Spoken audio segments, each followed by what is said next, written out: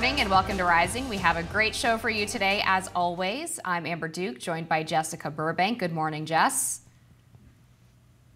Good morning, Amber. Happy Friday, everyone. Happy Friday. Chaos, violence, hundreds of arrests, and stripped-down encampments punctuated Thursday on campuses across the nation. By this morning, numerous pro-Palestinian demonstrations on college campuses have been dismantled and cleared out, leaving behind littered campuses and deep mistrust among students who feel betrayed by their universities. Over 2,100 people have been arrested during the demonstrations on U.S. college campuses over the last 2 weeks. Police tore down fortified encampments at Columbia University, University of California, Los Angeles, University of Texas at Austin, Dartmouth, and others. Steel barricades have been erected around entrances to Columbia following the dismantling, and police and private security are standing guard until at least graduation on May 17th.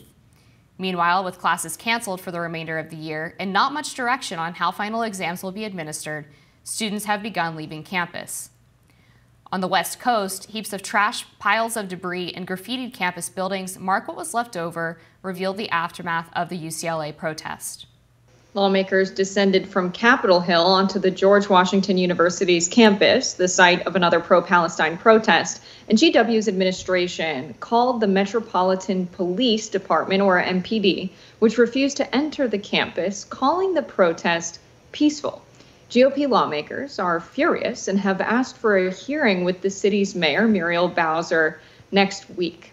Now, Florida Senator Rick Scott, whose daughter attended GWU, visited the demonstrations on Thursday, but blasted the anti-Israel protest. Speaking with media on campus, he was drowned out by a pro-Israel rally, but here's a bit of what he said.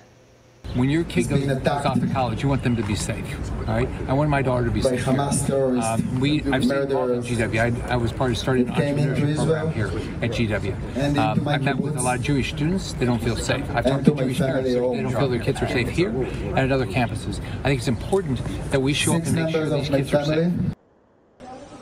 House Oversight Chairman James Comer said he wants D.C. mayor and police to protect Jewish students. He also had this week Biden calling for, a resolution to the disorder. He called the protest disorder. Now, I think it's really interesting that we had these protests really reach ahead this week, and people comparing what's going on college campuses to what's happening in Gaza. The protests being called, little Gazas, which is interesting because there are some parallels. There are militarized police forces being used to quell the dissent of people who simply want a Palestinian state. If you go to these campuses and you talk to these students, as many reporters have, you'll hear a range of what they're fighting for, why they're protesting. And a lot of them are just simply critical that their money that's supposed to go to tuition is being invested in companies like Lockheed Martin and Raytheon, military contractors that benefit from selling weapons that have gone on to kill 30,000 Palestinian civilians. Now, I think when we consider that, it's a fine reason to protest, to call these people pro-Hamas students. And some of them are very much people who support a violent resistance to the Israeli occupation in Palestine. And I think even then, we should draw parallels to the protests around the Vietnam War. People who are protesting, who are young people who are resisting violence, being categorized as violent when they're standing up against the most violent force in the world, the U.S. military-industrial complex. It's just really rich that they are met with militarized police in those moments. And I think that's really where we're at. And things are coming to the head in the U.S. because people see these kids, they're like, these are 19-year-olds. They don't need to have snipers pointed at them because they're standing up against violence in the world. Yeah, I guess I would dispute the characterization that their actions are not inherently violent. There's a difference between protest and specifically peaceful protest. And the First Amendment is clear that you have a right to peaceful assembly. And what these students are doing by crowding out public space, creating what they call autonomous zones where they don't let in other people, particularly people that they label as Zionists, who they say are supporters of genocide. That is not peaceful. Speech is peaceful. Actions that take over other people's space, actions that include breaking into buildings, vandalizing them, locking out people who pay and have just as much of a right to be there. is not peaceful. And so it was beyond time, I think, for the police to come in and break this up. At Columbia, we saw the takeover of Hamilton Hall. There is a full body cam video of what the police had to do just to get inside of Hamilton Hall. They first had to take down multiple barricades that the students had put up at the entrance. They had to use wire cutters to put down the chain locks that they had put on and padlocks they had put on some of the doors.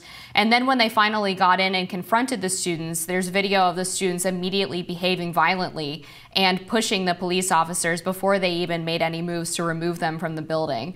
So I just think that it's kind of a fallacy to equate what the students are doing right now on college campuses like UCLA and Columbia with peaceful protest or free speech when their actions are clearly not protected under the First Amendment. They've clearly broken campus policy on numerous occasions over the past 15 days, and barring the university administrators being able to clear the encampments and do their primary duty, which is to educate students. That's what, again, I mean, you said it, the tuition money should be used to educate students. It should be used for the charge of the university. And so they can't allow students who are engaging in these unpeaceful, unlawful protests to crowd out people who are paying $60, $70, in some cases $90,000 a year, where they're trying to go through finals and they're trying to graduate. So I have no problem with sending the police in. I have no problem with clearing the encampments, getting the students out of these buildings that they forcibly took over. I think all of that is well within university policy as well as local laws.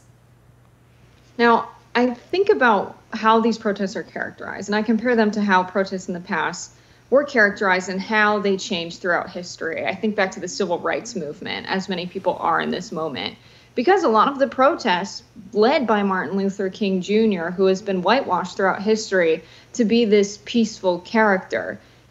When Biden said that there was disorder on campus and categorized as dissent must never lead to disorder, is his precise words.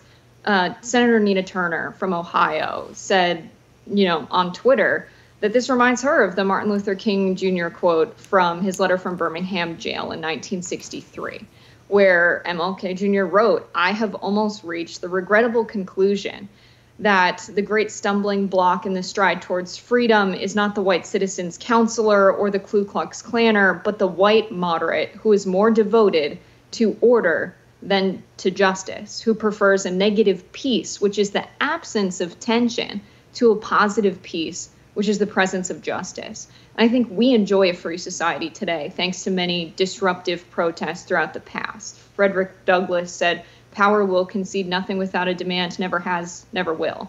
And until you disrupt and make uncomfortable people in power throughout history, they have not conceded to the demands of the people. And this is a time when people are making a lot of money off of their stock in Lockheed Martin and Raytheon. You have members of Congress taking lobbying money. Their job in Congress and their power, they feel, depends upon them supporting Israel. So them calling in militarized police to discipline students, I think, is repeating the same history we saw in how the Vietnam War protests were met and how the civil rights movement was met, and then recategorized throughout history. And people would like to imagine they would be against apartheid in South Africa. They would be against the people advocating for segregation. But in reality, if you're against the movements towards peace and towards justice today, you likely would be then as well.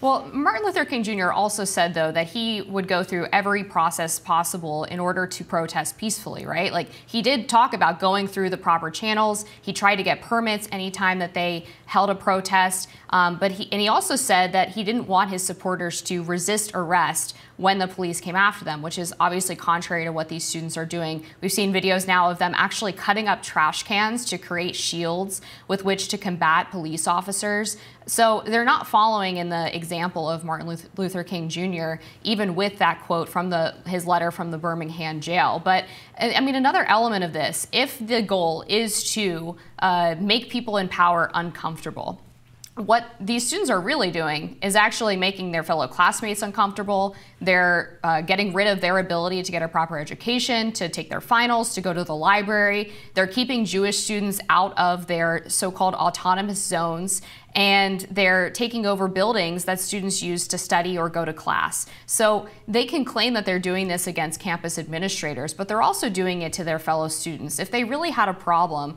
with the fact that campus administrators have endowments that go into funds that contain stocks like Lockheed Martin and Raytheon, then why don't they go to places like BlackRock or Blackstone or some of these other investment companies and protest the fact that those stocks are included in their funds that pretty much every person uses to invest their money because they perform the best, right?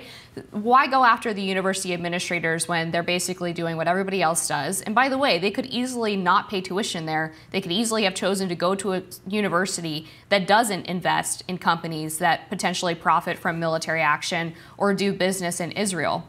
They could also go directly to the White House and protest against Joe Biden, and they could stand outside of the gates of the White House and scream until their lungs give out. But instead, they are intentionally causing a ruckus on campus because they've been taught for decades that the university administrators are not going to do anything no matter how many times they violate university policy. And I just, again, have to go back to the fact that the vast majority of people on campus are not involved in these protests. They're not interested in what these students are selling. They just want to go to school. They want to have a normal college experience. They're not there to be caught up in professional activism. The majority of people who were arrested at Columbia weren't even students. They were outside agitators who took over Hamilton Hall and then immediately clashed with police because they were trying to create this this essentially riot situation. So I just don't buy the idea that these are like comparable to civil rights protesters when you see videos, by the way, of people who people at Columbia University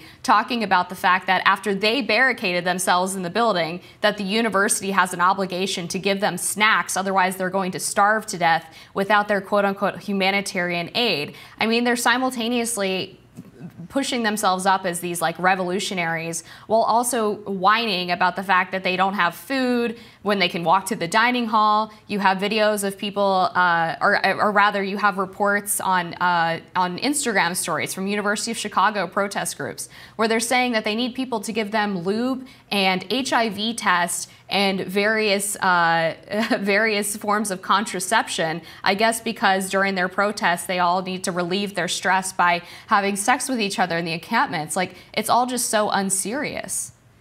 Yeah, those are ridiculous categorizations about what's happening in these protests. And I think we need to remember that college students have a sense of humor as well. There's a lot of ridiculous characterizations about what's going on campus and quotes taken from some college students. And I think we have to remember that although they're protesting and advocating for something very serious, they too have a sense of humor.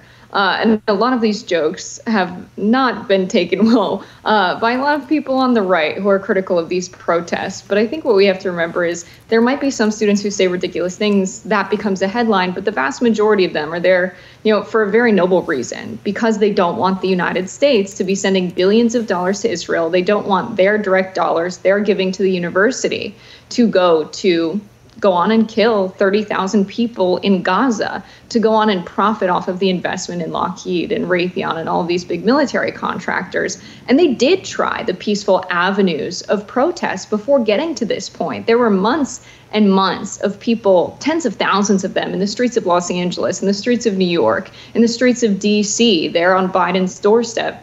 And they tried to disrupt meetings. They tried to publicly demonstrate and make their voices heard. And at a time when you have the majority of people in the United States very critical of the U.S. sending aid to Israel, Congress is doing it anyway. And so people are using their avenues where they can speak truth to power and criticize their either direct elected representatives who are not being very representative right now, or the board of the university where they pay tuition to.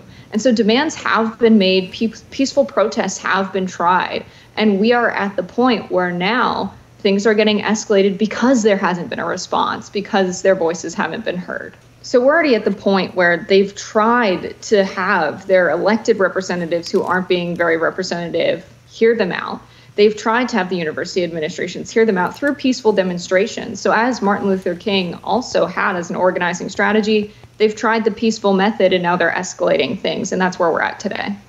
Yeah, I mean, even the protests that took place in San Francisco and DC involved blocking streets, which is, again, not peaceful. It's against the law. They're preventing people from accessing emergency services or preventing working class people from getting to work. Those are not, again, protests that are aimed at the people in power. Those are protests aimed at inconveniencing the working man who has no say, clearly, over where their money goes and whether or not aid goes to Israel. So it just seems like another example to me of these people trying to just cause a ruckus to get attention as opposed to actually targeting the right people to get their concerns taken seriously. There's an op-ed in The Hill today by someone who was at Columbia during the anti-Vietnam protests, the anti-war in Vietnam protests, and talks about the fact that the tactics that are being done now and the way that these are carried out are only causing people to turn away from the pro-Palestinian side because of the way that these students have behaved themselves. I think it's definitely worth a read. We're going to take a quick break. We'll be back with more Rising after this.